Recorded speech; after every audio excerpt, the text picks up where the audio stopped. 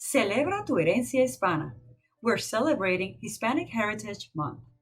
Please welcome Ms. Ana Maria Quintero Lowry, President and CEO of AMP International, as she speaks with today's spotlight on their journey to success. Well, hello. We are here for our next tribute to the Hispanic community. We have today invited one of our greatest friends.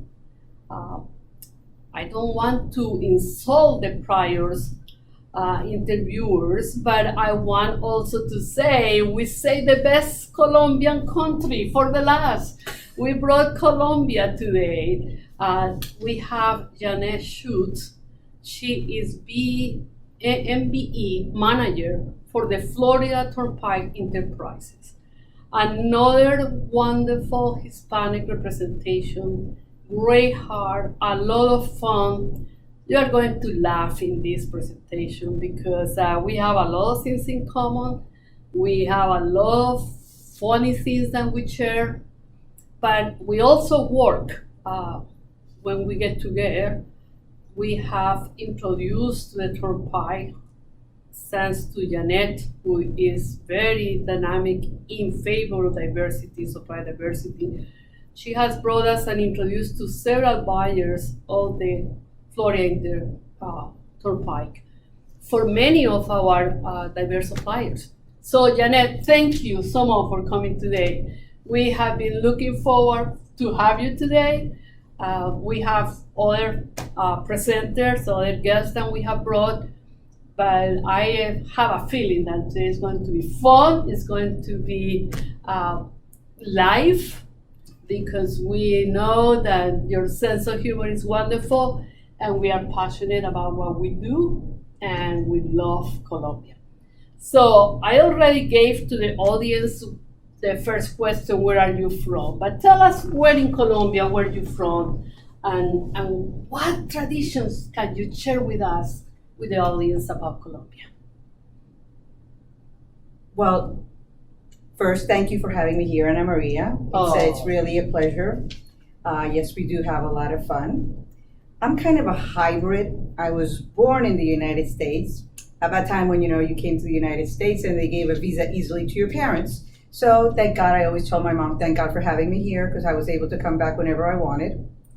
But we moved to Colombia when I was probably in the third grade. Mm-hmm. And I lived until my first year in college in Colombia, in Bogota.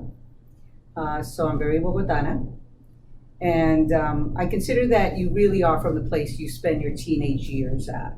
But I also remember you spent a lot of time in Chile. Yes. So tell us about that as well. On my first year of college, the situation in the country got a little bit heavy, and my mother said, "Oh, we're just going to go somewhere else to live." And I said, "Yeah, we're Chile, like kind of the end of the world." And I was there for like 5 years. I studied what they consider business administration, which they call commercial engineering. And then I returned to live in Colombia, and I was there until 1998, from 1991 to 98. And then I came here. Oh my God, I'm dating myself. I know I'm old. We don't call it all seasoning. Season. That's where this flavor comes. We have been talking with the other guests, then one of the things that we treasure the most in our culture is the flavor. When we bring Hispanics, we have party. We have the spicy, the salt and pepper. We put flavor in any situation. So how did you get to know your gringo husband, your American husband, like mine? We are both married with two people, wonderful men. We are blessed together with both. Steven is an engineer as well. No. He's a contractor. He's a contractor. Okay. Tell us, how did you meet together? When I came to live to the States, I did used to work in construction in South America. Of course, that was quite an ordeal to learn how to do that in the States because it's so different. Everything is in meters, here everything is in inches. And I was working for the bank, and I was their construction services manager. He was IT at that time. And we had to always be together because when we were going to open a branch, IT services had to be involved because they were the people that were going to set up the branch, and we had treasury, and we had marketing, and we had architectural, and I was the person that was representing the bank as their manager, so that I was making sure all the parts were there in construction. We had a permit, we had our certificate of occupancy, and that's how we met. We began working together. And all these women were after him. And he was after you. Well, one day I said, "Are you going to invite me to lunch or not?" And he said, "Sure." And then we got married. That is so wonderful. So how many years the Turnpike has benefited with you working for them and representing them so well? I have been with the Florida Turnpike now for 9 years. That's awesome. That's awesome. And what part of the job do you enjoy the most? I know that you love to help diverse suppliers. Tell us about that, Jeanette. I love to help the suppliers. That's what I really love to do. I love the interaction with the people. I think a lot of people would like to do business with us. Unfortunately, they don't understand how to do business with us. A lot of our newcomers to the country, and we're Hispanic, they feel that business is done like it's done over there. It's very different. And they just need to be aware of what the requirements are to work with us. And I always tell people, it might not be that you're not going to begin working with us, but if you have a goal in mind and you know what is required to work with us, then you can build yourself up to there. And that's what I really like. I like meeting people. I like getting to know who's behind every company and matching them with the correct people within the organization. That's what I know of you, and always very grateful because you have supported our clients tremendously. I see you as the connector inside your organization. No, Ana Maria, this is not the person I need to introduce you. Let me bring you directly to this person. They manage this. And that for me is wonderful. Also, some people on the audience think that the Florida Turnpike is a public entity, but others on the audience think that it's a private entity. Who is winning in that? We are a private-public partnership where 90% of the people that work at the Florida Turnpike are not state employees, and 10% are state employees. I represent state employees. And the way it works is they wanted to get basically the best from the private sector and the public sector. So they have all of these consultants, and the consultants usually are in charge of putting out the jobs, of doing the work, of bidding the work. But they also have a commitment with us of giving us a 10% M.B.E participation, which we mostly get in our professional services area. And in construction, they will be the project managers of the job. So we're only 10% state employees, which is in many ways good for us also. It's very complicated to offer very good salaries when you are in a state environment because it's just restrictive. So we get to have our cake and eat it too. We can get the best professionals to do the job and still keeping the funds state owned, which is important for the state of Florida. Absolutely. I always have been amazed, and I think that it's important that you share with the audience the millions or billions of dollars that the Florida Turnpike is paying in diversity. We're trying to expand it. Last year we spent $67 million. And these are the people that are actually registered as a certified minority with the Office of Supplier Diversity. It's not that we don't take other certifications, is that we won't get points for that. We don't track that. And this year what we're doing is we're trying to get our DBEs, which is a federal designation, certified as minority business enterprises so that we will really have a more accurate number of the amount of people that we do business with. Yeah. Because a lot of them are DBE but not M.B.E certified, but most of them could qualify for M.B.E certification. And we're also trying to go to the primes and have them report actually how much they're spending. So we're at 60, this year we were at $66 million in M.B.E spend. So for all of you who are listening, it's a great organization, and really get connected with Jeanette because she is a wonderful liaison for us diverse suppliers and the Florida Enterprise and their primers. They also connect, and they have annual events where they bring all the general contractors to subcontract the little ones. So that is very impressive. This is a time, Jeanette, where we want to mention how the Hispanics have flourished here in the United States. You are very well known in several different communities, not just the Hispanic community, but the diversity community. And I want you to tell us some of the recognitions that you have had, so you can kind of puff up a little, because so they know who you are really. Well, I've been nominated a lot of times for awards. I've won 2 awards, one with Florida State Minority Supplier Development Council for their Buyer of the Year. And it was very well deserved. Yes, and then I won one, I think it was with the marketing SM, which is one in my years when I began. Yeah. And I've been nominated for others. Absolutely. But it's always, for us, it's a difficult contest just because really my job is to connect the dots. So I'm not really a buyer. I know the buyers, but we really don't have buyers per se like all of the other state agencies. We have a bidding process. But I think you are one of the greatest advocates, if anything else. Like, even you are part of our book, the book of cross-cultural Thirst for Diversity Engagement. You validated our culture, the Hispanics, and how we act, how we perform. And one of the things that it has been clear is while we are proud of our culture, so tell us what have been some of the factors that had influenced you in being so successful in what you do.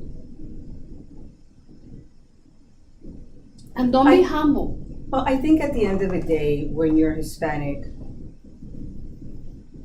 it's kind of like having a brotherhood/sisterhood, so nobody feels offended, where we're all part of a community. And we really want to know the person behind it. We want to know what they're doing. We care about the people. We care about the relationships with those people, because the person that's going to be doing a job for you really is a person, and people do business with people they like. And so we always try to know these people, because our success as M.B.E managers depends on the performance of the people that we introduce. And it's very important to know the people and develop those networking and those relationships. And what I love about our Hispanic community is they really have overcome a lot. You know, you come to a different country, you have different language, some people have a lot of accent, and it makes it complicated for them because the buyers sometimes get a bit frustrated if they don't understand them. Then just beginning, we work in construction, just beginning with your measurements, you have to go through all of the different things. The regulations are so complicated, what people are required to provide you. And it's just so gratifying to see if you try to help them, they take it to heart, they do what you ask them to do, they let you guide you through a process that honestly it's not very intuitive. You really need someone to tell you how the ropes are and what you need to do. And that's something that I admire in you also, because besides being the connector, you prepare a lot of educational events where you educate the what to do and what not to do. And that is huge because for us, for example, in our business, Jeanette, we business coach because there are several diverse suppliers who wants to work with corporations like the Turnpike, but they are not equipped. So you take the time to explain, if you want to work with us, this is how we need you to work. And you spend time and you clarify, even you give ideas. If you put for me this information this way, I know it will be better accepted than this way. So you go beyond the extra mile than is needed, and I appreciate that of what you do.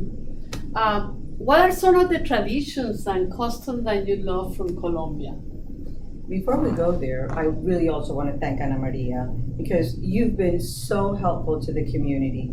You provide a service that is so needed. You explain to people the different personalities, so it's not the same as doing business with me as doing business with other people, so that people get kind of like a sense of how you need to adapt your storyline according to your buyer. And also you provide the service where you help them if they don't have time to go to meetings. Because I remember somebody said once, and I thought it was just perfect, they said, it's very complicated when you are the janitor and the president of the corporation. And that is exactly what happens with small businesses. Small businesses are best at doing what they do best. And sometimes it's not sales. Sometimes they don't have time to go to every meeting. Absolutely. So somebody like Ana Maria that provides that service that, really helps. We're very honored because she's brought really good people to, she says that I help her, but she really helps me because she's the person that brings qualified businesses up to us so that we can introduce them to the buyers. What I love about our country, the food. Absolutely. I love Christmas. I love, there's this part of you that if I say anything to somebody that's from Colombia, they know where I'm coming from, why I said that, how I meant that. They know exactly. And even though my English is very fluid, it's still difficult because you have a different sense of humor. Oh, yeah. You might say things that other people consider so inappropriate. And that's what I love about our country. So little things are inappropriate. So few things. And so those are the things I really miss about it. When I go there, it's just like everyone thinks like you do. Everyone reacts like you do. Want to go dance? Sure, of course, who doesn't?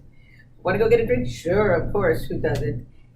Want to go eat? It's very family. It's Absolutely. It's a lot of soul. Yes. And I love my friends. When I go there, I have a great time. I feel home. Absolutely. Even our husbands. I remember the first time that I took Tuni to Bogota to introduce him in society, Colombian society. We were for 10 days. And we had so many invitations for onces, medias nueves, lunches, breakfast. He literally gained 10 pounds, 1 pound per day. And he said, Chiquita, you Colombian people, the only thing that you do is eat.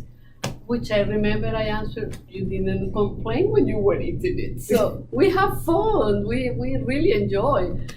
Even yesterday, we have a major project coming up for the Nehemiah Project, an international organization that hired our company to do all the major translation and handle all the Hispanic community for them.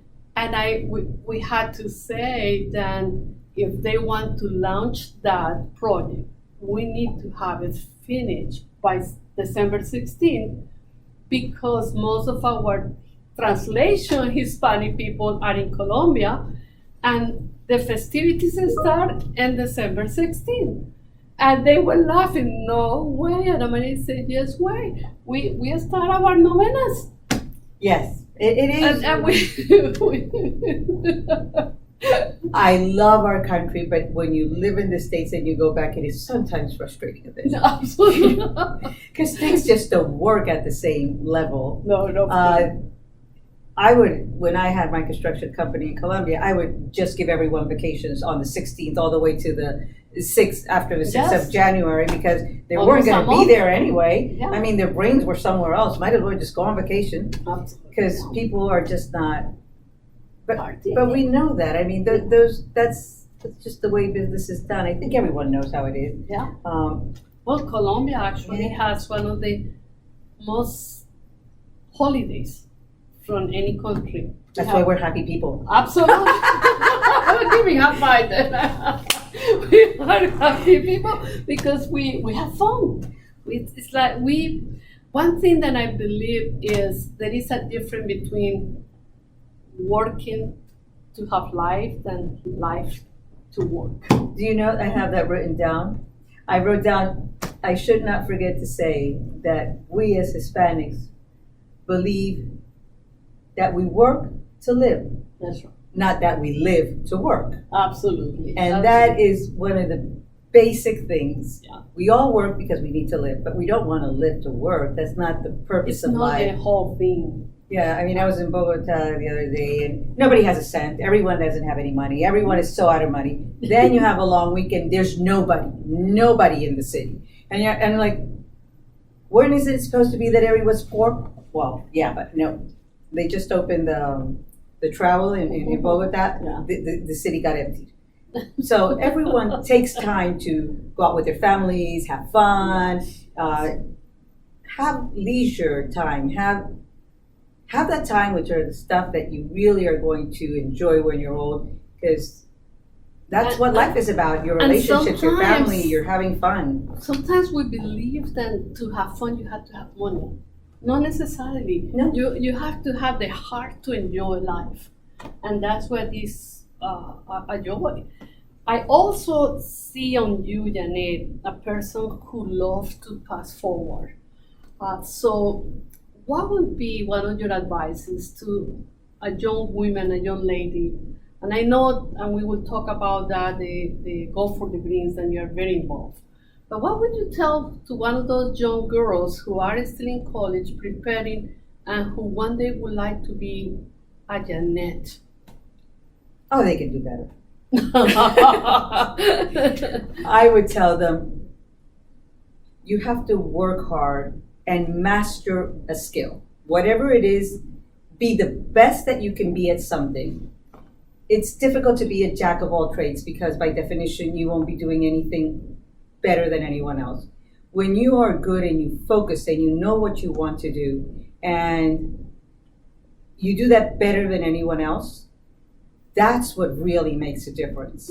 And it doesn't mean that you have to choose something that other people want you to choose and make a ton of money. No. You might want to be the best teacher in the world. You might want to be the best nurse in the world. You might want to be whatever you want to be, or the best engineer, or the best whatever it is.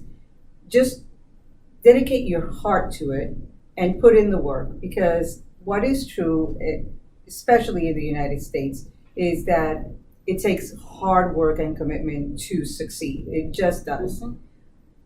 But we have everything to be able to get to reach what we really put our minds to. You just have to define what it is that you want. I find that many times, you graduate and you don't know what you want to do, and the world is so big. And that's where you just go ahead and you focus like a laser. You begin determining what you don't like with experience. Correct. And then you begin to focus until you do something you love, you're good at.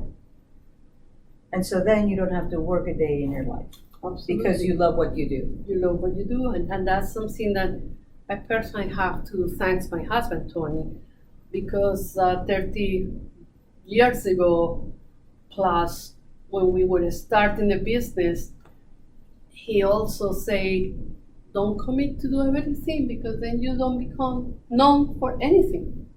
And I was, but it's the money that is coming. And he said, but you will stay in that little money. If you really want to grow, you need to become good in what you do. Mm-hmm. And I will humbly say that he really helped us to be focused in where we wanted to be. And that's something that I agree with you. Now, tell us about Go for the Greens. That's a beautiful organization for women. And we you invite me to go and be a guest speaker for one of the week, the annual weeks. This year was the first one virtual, and I really congratulate your team because it was very well done for maintaining a whole week. For us was an incredible return on investment, Jeanette, because we have Thank a you. lot of follow up to do, and women were responding. One of the examples that we have also is from the airport, Tampa International Airport. Oh, she Oh. was phenomenal. Oh my goodness. Bonnie's a sweetheart. Bonnie, oh my Bonnie's God. a sweetheart. She I love spent Bonnie. probably literally an hour with us. She said, I don't have anybody else next. So we abused her completely. She gave us She's the all best. type of contacts. What if you get the Go certification, I will certify you right away. Let me introduce you to the guests so you can do tours. Let me introduce you to these people. It was phenomenal. So great people. You really, one of the things that we wrestle in this supplier diversity is there is a lot of lip services, Jeanette, that a lot of corporations want to say we support diversity, but there are very few like yourself and Bonnie and Ozzy in Universal that really go beyond in helping us supply diversity. It's not a lip service. So tell me more about the Go for the Greens. I know that a lot of women are listening to us. And a shout out to all of my fellow supplier diversity people. I love them all. They were a very committed group of people that we know each other and we support each other because we know how difficult it is to break into the contracting and the hiring when there's a system that's established. Go for the Greens is an amazing organization. It's basically going to teach women business owners how to do business. And it's developing and honing your skills. We bring speakers, we have matchmakers, but the people that come there, it's a sisterhood. Mm-hmm. Women face a lot of stress. I heard something very interesting. Was that the day before yesterday? Women at work manage double the amount of stress that men, and at home 4 times as much. Wow. So we all know we feel overwhelmed when we're women. We have a lot of stress. We sometimes can't deal with all of it. It's just too much. And people come to Go for the Greens really to find like-minded women that they can just talk about their problems and they can share them and they feel that they're supported. Because we all understand that we don't need to solve them, we just need to support them. And we can even play golf. And you play golf. Even if you don't know. Oh, that's the best part. The best part is the golf when you don't know. That's right. I never wanted to play with the people that know. If you play with the people that know, you have to be good because they compete. If not, if you just want to have fun, then you go to the 9-hole. And we began a mentorship program. So we have a mentorship program where we bring girls from very distressed areas so that they see what's available. Because one of the things that happens with youth, especially in distress situations, is they don't even know what's available for them. Correct. They think that their life is whatever reality they're living, and that's it. Yeah. We've had people, girls come, that they've told us that they were in a very dark place. They were thinking that life wasn't worth living, and they just wanted to get rid of their own lives.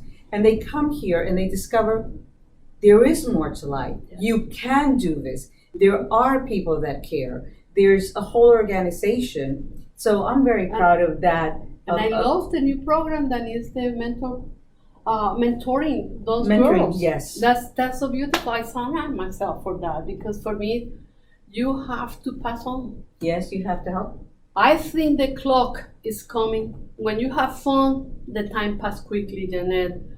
Thank you so much for all the time, but I could not close this conversation without asking you my last question. When you say, I am Hispanic, what do you feel?